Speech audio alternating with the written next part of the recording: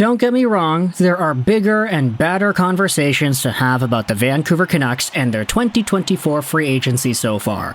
I'm just going to use this video as a little bookmark.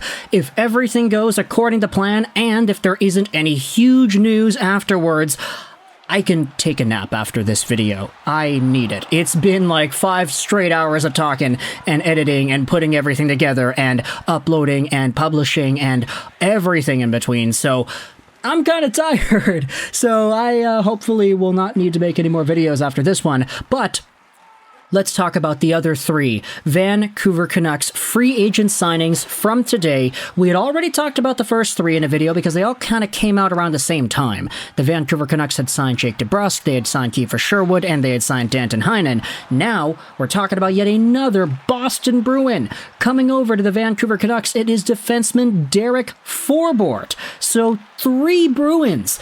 DeBrusk, Heinen, Forbort all over here. Probably the biggest thing I think Canucks fans remember when it comes to Derek Forbort is the fact that he was kind of terrorizing Nils Höglander in the Canada bubble when he was a member of the Winnipeg Jets. That was a really big deal back when it happened, but either way, this is the newest Vancouver Canucks defenseman on a contract. You can say that Forbort is kind of, in a way, the replacement for Ian Cole. That makes sense in my mind, but let's go out there and read the press release here. GM Patrik Allvin announced today that the Vancouver Canucks have agreed the terms with defenseman Derek Forbort on a 1-year contract with a $1.5 million AAV. Derek gives us another big blue liner who has very good size and reach. He defends well in his own end and works extremely hard in winning one-on-one puck battles and defending the front of the net. He plays with an edge and will make our back end better. Forbort, 32, appeared in 35 games with the Boston Bruins in 2023-2024, tallying 4 points, 17 penalty minutes, and a +8 plus-minus rating, along with 3 playoff games averaging 17:49 of time on ice. Almost so close to 17:38, baby. Ay. The 6'4", 216-pound defenseman has played 496 career regular season games split between the LA Kings, Calgary Flames, Winnipeg Jets, and Boston Bruins, recording 95 points, 299 penalty minutes, and a +30 plus-minus rating. In 35 career playoff games, Forbort has recorded 5 points and 33 penalty minutes. The Duluth, Minnesota native represented the USA multiple times internationally, including the 2010 U18 World Championships, winning gold, as well as the 2011 and 2012 World Junior Championships, winning bronze in 2011. He was initially selected by the Kings in the first round, 15th overall in 2010.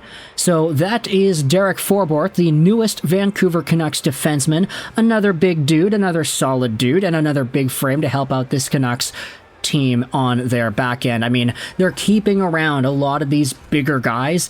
Ian Cole was a little smaller than Forbort, so this makes a lot more sense when you consider the fact that the Canucks really do value size and reach on their back end. Carson Soucy, Tyler Myers, Forbort, and I guess you could say Noah Juulsen in there as well. This certainly is not Chris Tanev, it's certainly not Nikita Zadorov, but Forbort is an okay guy that can realistically move the needle in an okay way for Vancouver. He's gonna have a small role with this team in comparison to the Hugheses and the Hroneks, but still, we had seen with the split pairings in last season's playoffs that the Canucks rolling their second and third pairings on evenly matched ice time minutes actually does seem to be a pretty good strategy. It worked out really well for the most part, so the Canucks are probably going to do that here with Forbort and whomever else it is that he pairs with on the third pairing. It's an interesting contract. He's an interesting player. I definitely am not opposed to this one being signed. And then you go over to some of the other moves here. The Canucks made 2 depth signings as well. Forward Nate Smith has signed a 1-year, 2-way contract, most likely to play for the Abbotsford Canucks in the AHL. Now, Nate Smith is 25 years old, 6'1", 198, right-handed center, drafted by Winnipeg back in the 2018 NHL Entry Draft as an overage pick. He was eligible for the 2017 NHL Entry Draft, but he did not get selected in that position. He was playing out of the Florida high school leagues at that time, so not really too scouted, I would say. The next season, though, he was in the USHL, got drafted, and then the rest is history. He went over to the Minnesota State University Mankato system, had 50 points in 38 games played as a junior, then signed with the Arizona Coyotes, was able to play and do okay things over there. He had played in the AHL last season, getting 31 points in 60 games played. So that is most likely going to be an AHL depth signing, most likely the replacement for Sheldon Dries, whom, as we had talked about in the last video, has just signed a contract with the Detroit Red Wings. Nathan Smith is going to go out there and replace those minutes, hopefully be as impactful as Dries was. He doesn't have the production that Dries did, but of course, I mean, he's younger, so he can still improve in that respect. And also, you would expect a lot of these other Abbotsford Canucks guys to improve their own stocks as well. You want to see bigger and better things out of guys like Archie Baines. You want to see Ty Mueller get a little bit better, Atu Ratu, Lekaramaki. Hopefully there's some good development in the AHL next season, and we have ourselves Nathan Smith, who is probably going to be a part of that. Now, speaking about Abbotsford, there is one more contract that the Vancouver Canucks signed, and we wanted to talk about it here. It is Jiri Patera, goaltender who had recently played for the Vegas Golden Knights farm system. Patera is on a 2-year, two-way contract, so this will be for AHL depth. 25 years old, 6'2", 209 left-handed catching goaltender, drafted by Vegas in their very first draft, 161st overall, 2017 6th round.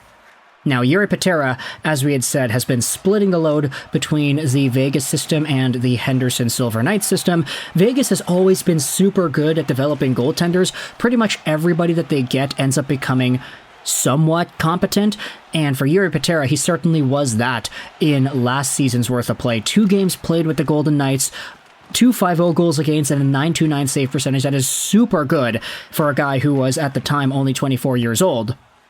This previous season, though, he did not have the same success in the NHL. 398 goals against and an .893 save percentage in 6 games played. However, he did play for Henderson, had a .903 save percentage there and a .299 goals against in 25 games. So while he was a lot better in 2022-2023 in both the NHL and the AHL, at the end of the day, this is a guy who had to work his way up from the USHL to the WHL. He played in the ECHL, so the third-tier league, just 2 seasons ago. He went from the Fort Wayne Komets to the Henderson Silver Knights to the Vegas Golden Knights, all within the span of a year. And now he's going over to Abbotsford to hopefully be pushing Artur Silovs and Tolopilo to doing bigger and better things. The Canucks were reportedly in the market for a veteran goaltender to help out their potential backup rotation. Thatcher Demko, of course, is the main guy, but Artur Silov seems to not have the full trust and confidence to be a number 1 backup just yet, as the Canucks try to navigate the rest of the goaltending market with extra depth goaltending and younger guys like this one. So let me know your thoughts in the comment section below. Firstly, about the Vancouver Canucks signing Derek Forbort to a 1-year... What is the contract? Yeah, 1-year contract worth $1.5 million a year. What are your thoughts on the team signing Nate Smith to a 1-year, 2-way contract, as well as Jiri Patera on a 2-year, 2-way contract? I'll say this right here. Derek Forbort at 1.5, I'd much rather have him than Ian Cole at 3-point-something million, like the Utah Hockey Club had just gotten him for. So I'm okay with this. Let me know your thoughts in the comment section below. I hope you enjoyed this video. And bye.